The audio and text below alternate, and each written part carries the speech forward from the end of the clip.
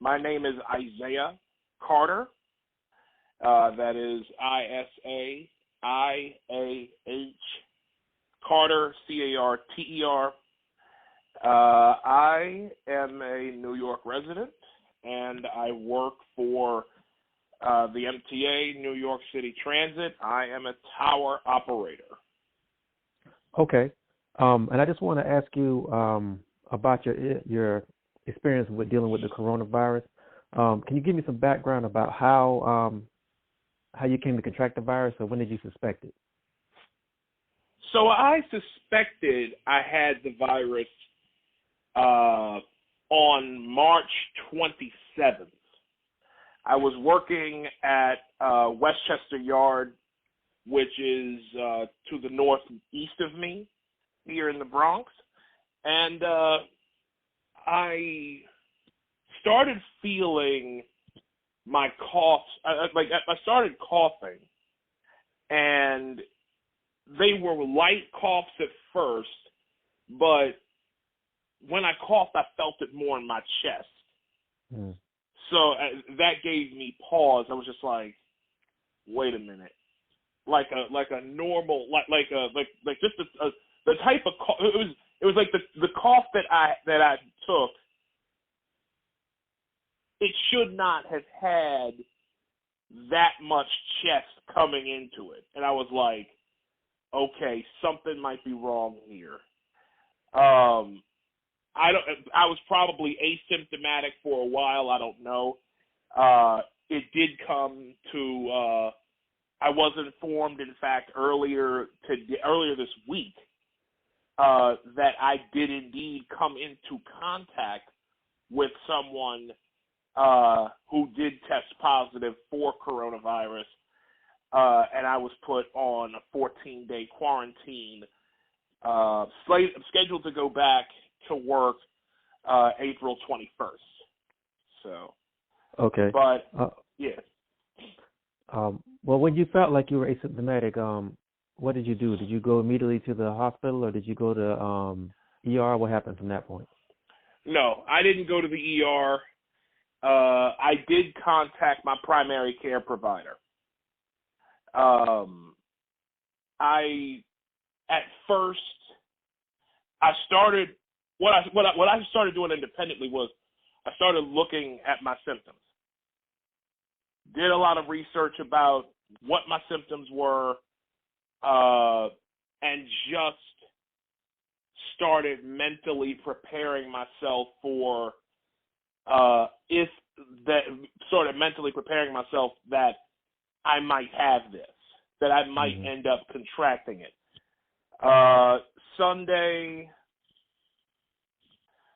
Sunday I went for a walk. I went for a 2-mile walk. So I ended up booking sick on March 28th, that Saturday. And over the course of, I would say, 2 days, I started to lose my sense of taste and smell.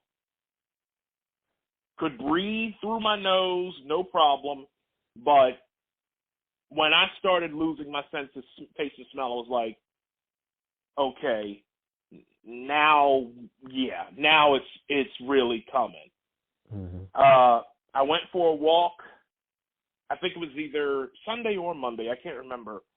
But I went for a walk, and I came back, sat down on my couch, and started playing my video games, and that's when I started to feel the fever. The fever started coming in real heavy, and I was just like, oh, snap, I really do have this. So I called my girlfriend, who's in California right now, and I told her, I was like, baby, I don't know if I'm going to make it through the night. Like, I was scared. Like, my fever was that high. And I made it through. I mean, I made it through the night, which I was I was very surprised at. I had prepared with I had bought Mucinex, I had bought I had NyQuil, but I had just prepared myself with like I bought Dayquil, I bought some other stuff, but I didn't really get I bought more like vitamins and stuff like that, mm-hmm. and those things really helped. I was taking like multivitamins, so stuff that had like your regular allowance of vitamin. Mm-hmm. Your regular allowance of vitamin D, some vitamin C. Those things helped out greatly at first, but that was how I prepared. Until later on that week when after I consulted with my doctor. Okay, is that when you went into the to get checked out, or was that beforehand? That was beforehand. Okay. I was instructed, as a matter of fact, let me just, full disclosure, my doctor is black, a black mm-hmm. woman. She instructed me from the get-go, do not go to the hospital unless you have difficulty breathing. Why did she tell you that? She told me that because at the time, the ERs were, they still are, swamped. The ERs, the emergency rooms right now here in New York, don't get it confused. Things are at levels you've never at levels completely unseen right now. People are going into hospitals and they're not coming back out. I was told not to go to the ER unless it was absolutely necessary.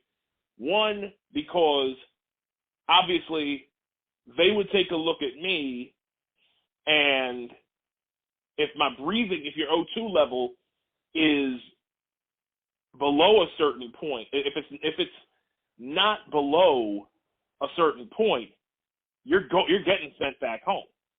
Mm. There weren't enough tests to go around. There weren't enough, and there's not enough beds. Like, hospitals are operating at and beyond capacity. So basically, hospitals in New York right now are sort of like operating on almost like a triage sort of situation? Basically, yeah. Like, the emergency room is just one area. You got to understand, when people are put on ventilators, they require a lot of care. They require a lot of care and a lot of care at one time. And now, when you multiply that level of care times thousands of people that are going into these emergency rooms and in dire need of care, that creates a strain on the level of care that you're able to get. So yes, the emergency room, and then the other reason that we discussed is that I just didn't want to go in and end up with a worse version of the virus than what I came in there with. Mm-hmm.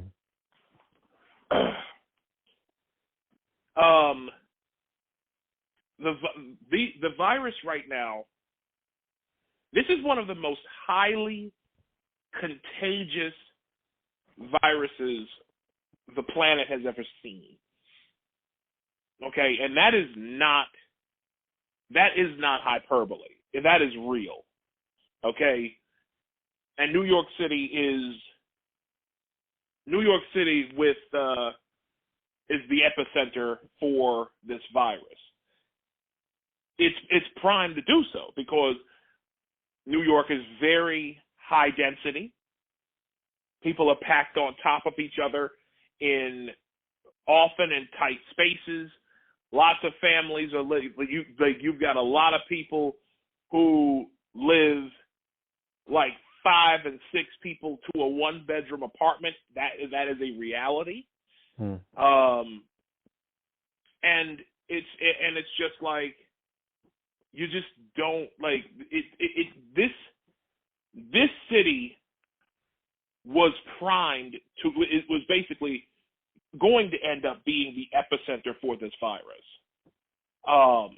almost by default. So with that in mind, you go into one of these places. You go into an ER, and you might contract something. It's like, say you didn't have it, but you're in a waiting room with hundreds of other people who do have the virus, and you go home and you might never wake up. That is another reality. Okay. Sorry. No, that's okay. Once you did finally end up going, what kind of care did you receive? Was it a situation where they saw you right away, or was it a situation where like you had to wait, or how'd that work out? I was seen right away, but I knew where to go. I went to a City MD, which is an urgent care facility on the Upper East Side of Manhattan. I went there because the ones up here in the Bronx, even when I called them at midday, they were backed up by like an hour and a half, 2 hours. So it was taking people a long time to get seen, even at urgent care facilities.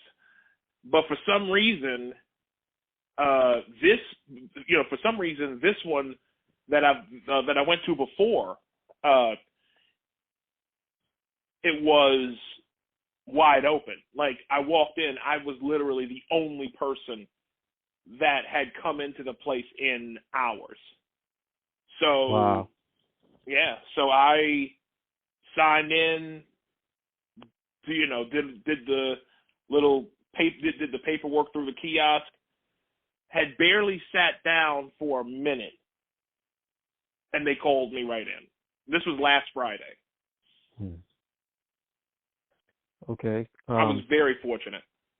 Yeah. Once you were seen and you were diagnosed with it, what happened there? Well, I didn't get diagnosed with it right away.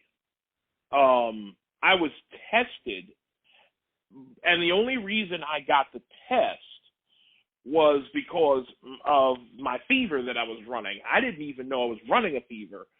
I felt fine. Well, no, I shouldn't say that. Like, I was sick, but I did not feel feverish. And then they checked my fever, and I was running one of 101.8 degrees. That's a low grade fever, but it's high enough to where that warranted getting a test. So I did get the swab jabbed in the back of my nose. Took 5 seconds, and yeah, it was not a great feeling at all, but they got it done, and I got my results back yesterday. And the results did come back positive. So this was very recent. So you just got the definite results yesterday, is what you're saying? Right. I got the definite results yesterday after being tested last Friday. And when did you first start exhibiting symptoms? Last Monday. Okay. The day my fever started. And yeah, the day my fever started was not this past Monday, but last Monday. Hold on, I'll give you a date.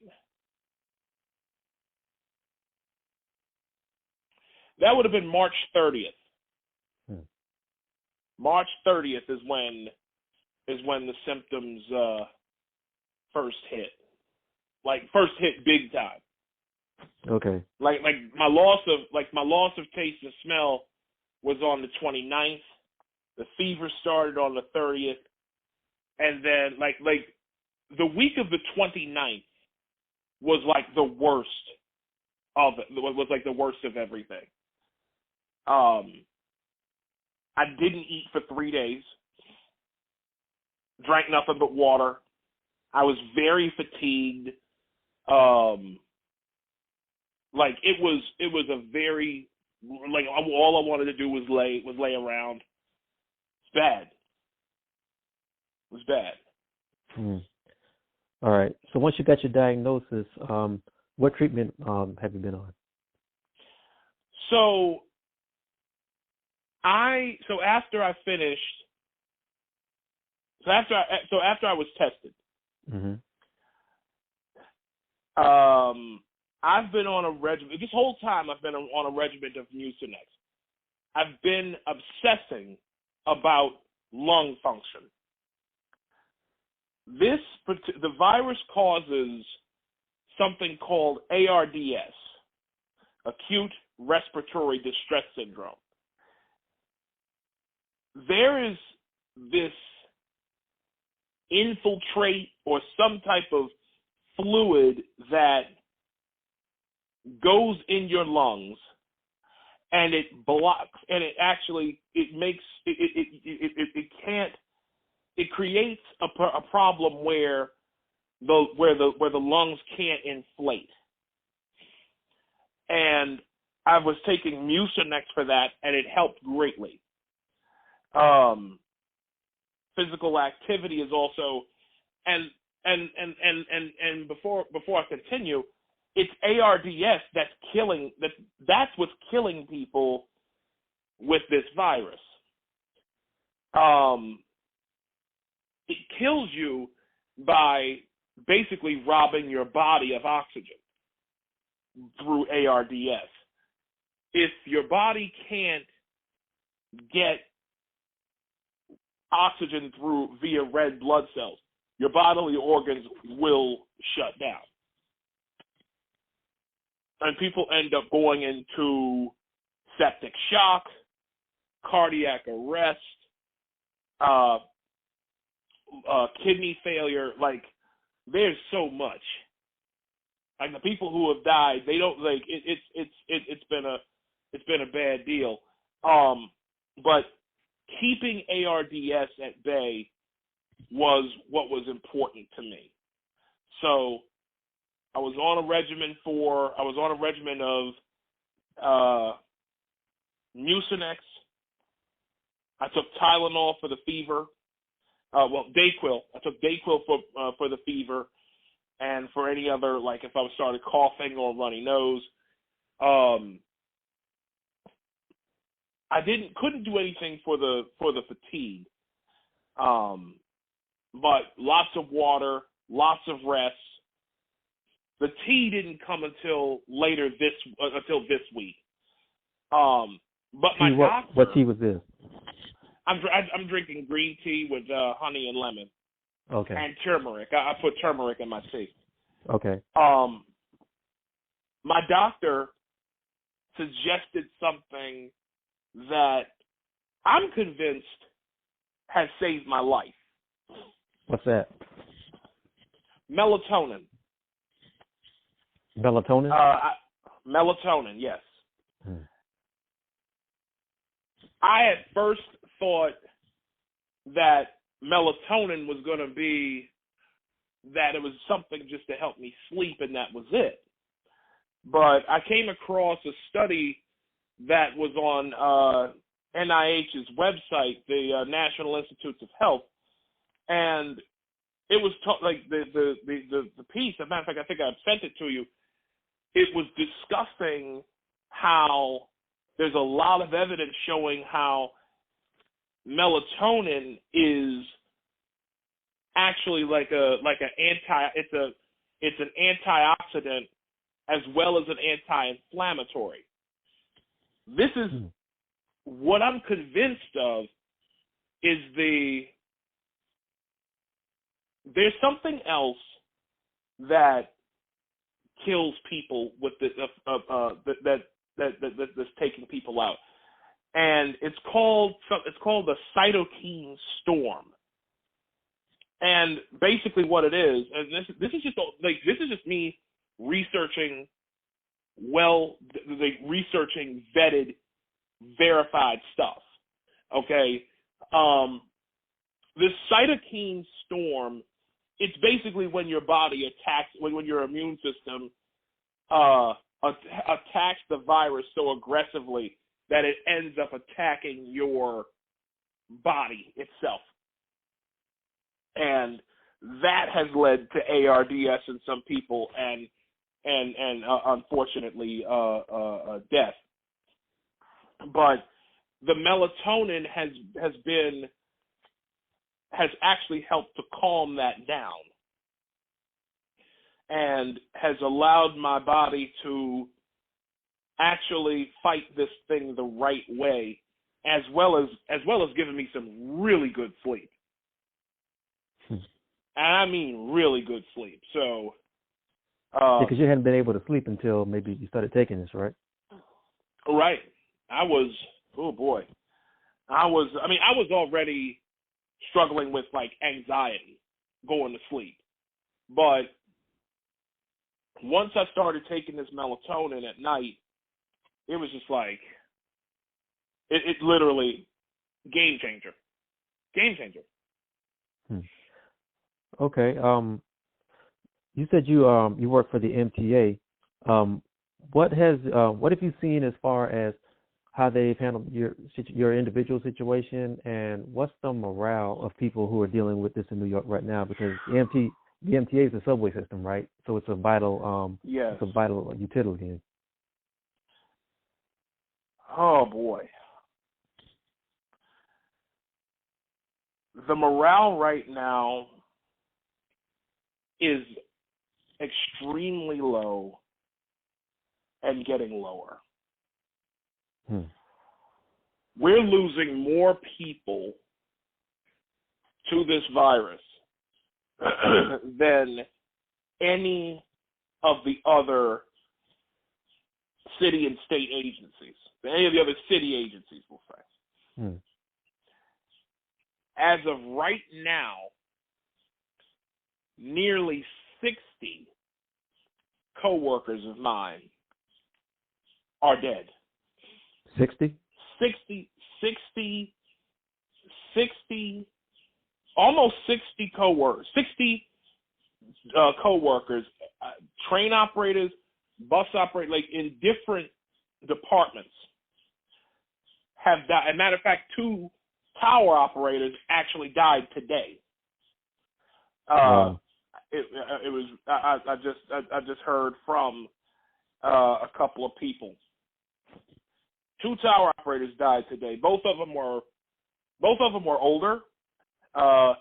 They've been, they obviously been with the system for many years. But this illness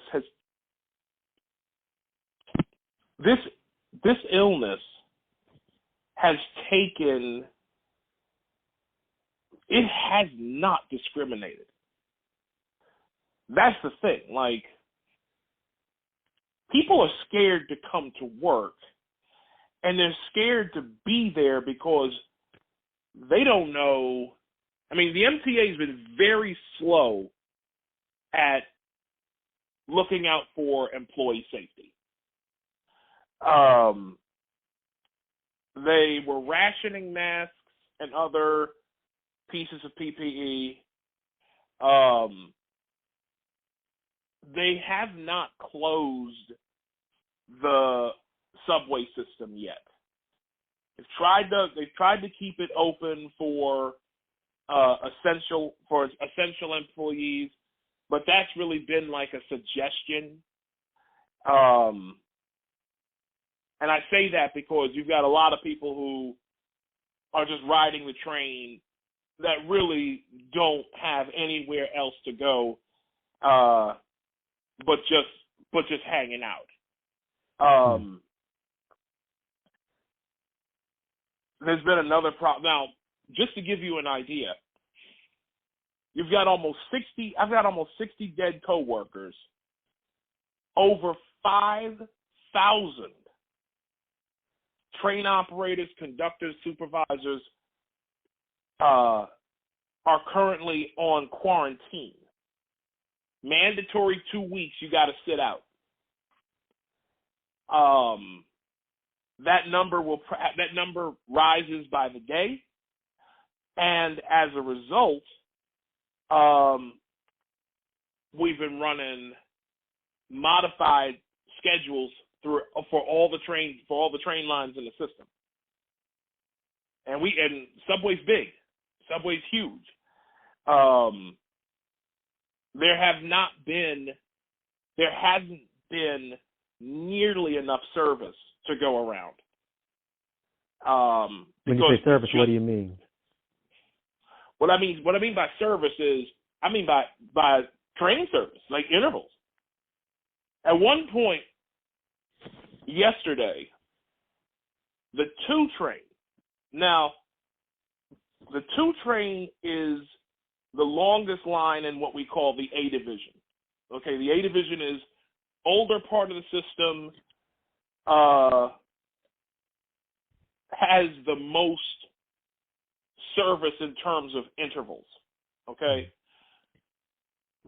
it runs from 241st Street and White Plains Road in the North Bronx, and it runs all the way through Manhattan into Brooklyn, and it terminates at Flatbush Avenue and Nostrand Avenue in Brooklyn. Anyways, at one point during the day, this line was running 45-minute headways. That's a train an hour. One train an hour. Because, again, when you need 2 people to operate a train. You need the conductors, which is who ride in the middle and open and close the doors, and you also need a train operator to move the train forward, obviously.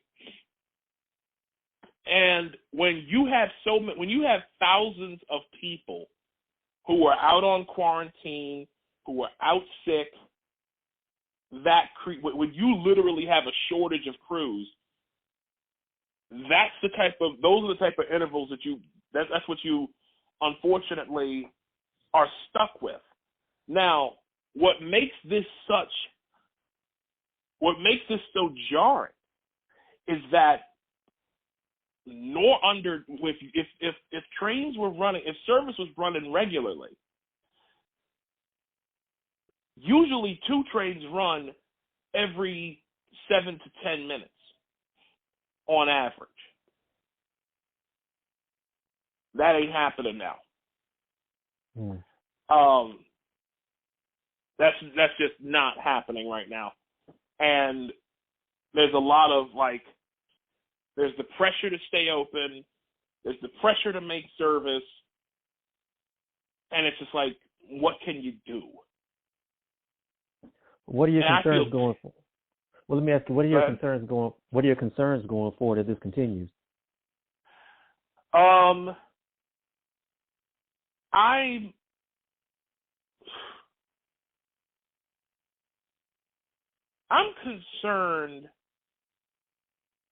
concerned about morale right? I'm really concerned about morale. I think what's going to end up happening is they're asking so much of the MTA and our employees.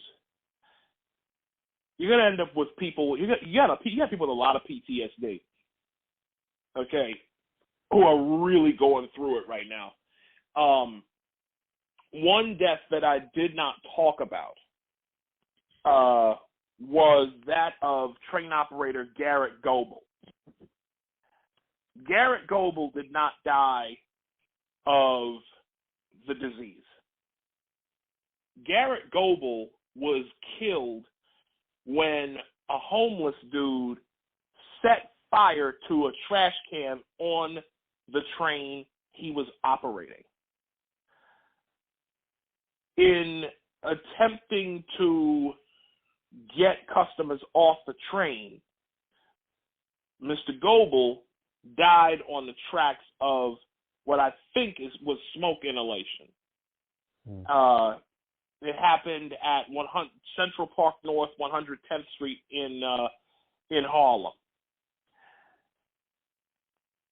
That death, Mr. Goebel was 36.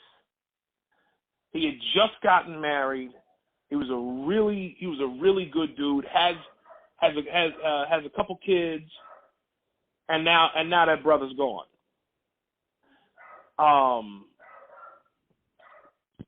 That death has shaken a lot of people. I mean, the disease is one thing, but what I fear is that you're just going to end up with a lot of people who will probably just end up leaving transit because they can't take it. They can't take the fact that the union people feel like the union is not doing enough to protect its workers. They don't like the fact that they've got to come into work with so much hanging over their heads with the virus, trying to protect themselves, and then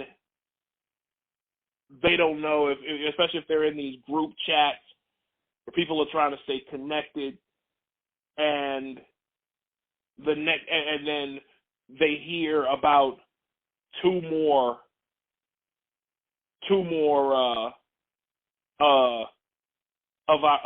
employees going down and dying of this illness.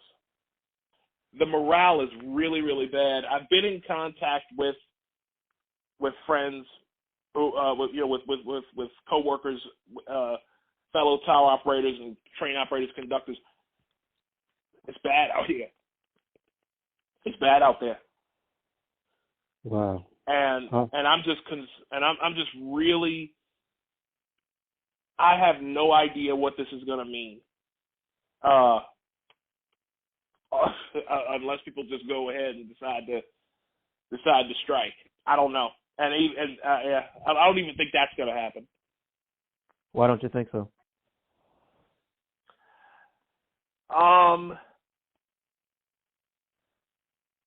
I think because people are burnt out.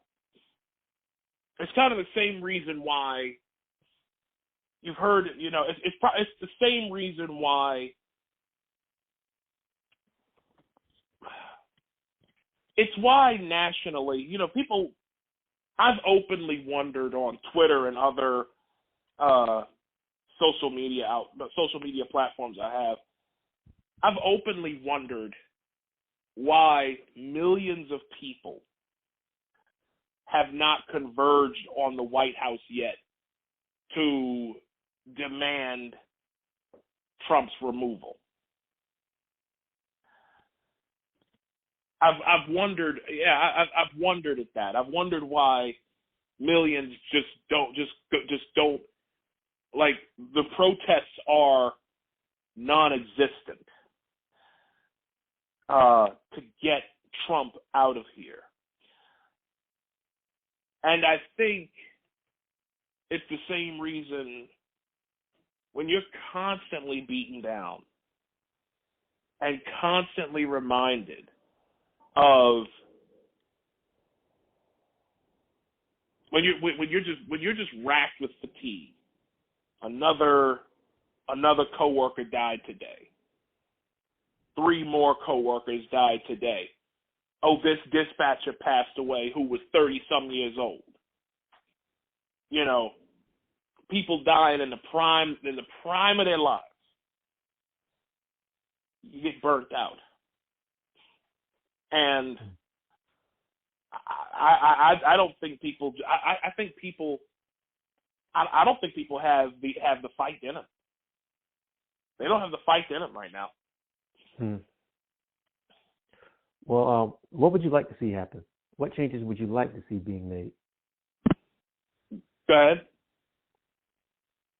Can you hear What'd you say, Torraine? Yeah, I can hear you. I said, what changes would you like? What changes would you like to see? What reforms would you like to see being made? They should have closed the system down. They should have closed it. I mean, they should have closed the subway system down. I personally still believe that they should shut the system down for a good week to fully disinfect the place. I mean spraying. Yeah, I mean spraying all the subway systems. Yes, we got 472 stations. Spray all of them. Okay, especially the ones that are underground. I would love to see people. I would love to see how people get hazard pay right now, but that's not going to happen. I want to see,